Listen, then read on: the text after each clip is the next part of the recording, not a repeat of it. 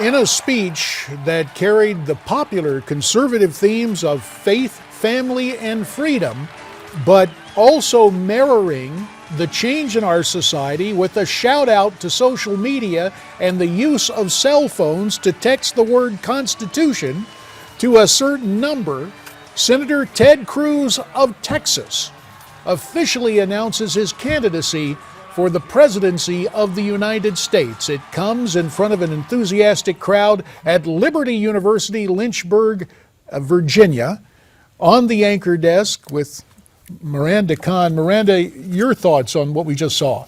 Well, I think he was very wise to kind of slowly build up the crowd. Everybody seemed kind of subdued in the beginning, and then you just heard people get louder and louder, and especially when he started talking about Israel.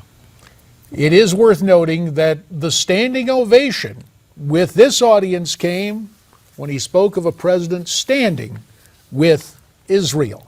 Let's continue talking about the situation and call on someone who knows the Texas senator pretty well. That would be the Attorney General of the state of Texas, Ken Paxton. Ken, thanks so much for the time. I should really say General Paxton. It is good to have you with us on America's Forum. We're going to try to connect that. Let's first go to Newsmax LA and our good friend Larry Elder, who has some thoughts. Larry, your takeaway from what we just heard from Ted Cruz. Well, there's no accident that he used the reference shining city on the hill, I think 2 or 3 times in his speech. JD, he is clearly wrapping himself in the mantle of Ronald Reagan. Ronald Reagan gave a speech called A Time for Choosing. He referred to this being a time for choices on Obamacare, choices on securing the border, choices on standing up to the bad guys in the Middle East. And so I think was his coming out party. He spoke for a long time without any notes. This is the first time Americans are just beginning to understand who he is. I saw a poll that only had about 5 or 10% of Americans even knowing who he is. So this was his coming out party, and all of the major cable channels, CNN and Fox and MSNBC, all covered this. So very impressive debut. Was there anything that surprised you that he said during his speech? Abolishing the IRS surprised me. That's kind of a home run. Yeah, and of course, getting rid of Obamacare. He said that before, but doubling down on that. These are all full-throated Republican red meat themes, and he's going after the moderates in the party, whom he feels, I believe, are squishy on these issues. Well, he also spoke about courageous conservatives on more than one occasion. We are joined right now by the Attorney General of the state of Texas, Ken Paxton. Ken, thanks for Skyping in from Austin.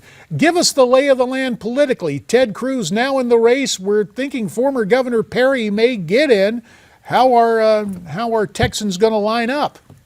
Well, we're excited to have 2 Texans potentially in this race. I think Cruz did a great job. I didn't get to hear his entire speech, but obviously very exciting time for us. Very energetic speech, a conservative speech. I'm excited about his candidacy. Are you at all disappointed that he didn't announce it in Texas, that he chose to go to Virginia instead? Well, as somebody that graduated from the University of Virginia, I'm okay with that. No, okay. He's running nationally, so I understand that he can't do everything in Texas. He'll do great here, and so I think it was probably a good idea to announce somewhere outside of Texas.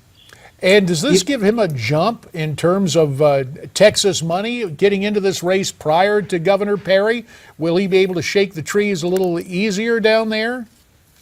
Well, it's always an advantage to get started early. I mean, it's a long, tough race. It's expensive, as you know.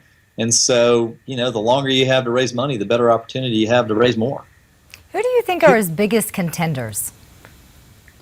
That's actually difficult for me to say from sitting in Texas. The people that I hear most about are obviously Texans. So I couldn't tell you at this point who I thought his biggest contenders are. I'm excited because I feel like we have a really good field of candidates, and I think we're gonna do well. And mindful of that, and we note, General, you're being very diplomatic, mindful that former Governor Perry may get in the race. I'm wondering if you could just between us, have you spoken to both Senator Cruz and former Governor Perry? Have they asked for your support? Well, let's just say I have talked to both of them, not necessarily specifically about endorsing, but I'm friends with both of them and think highly of both of them. They're both very strong, good men, and both very conservative.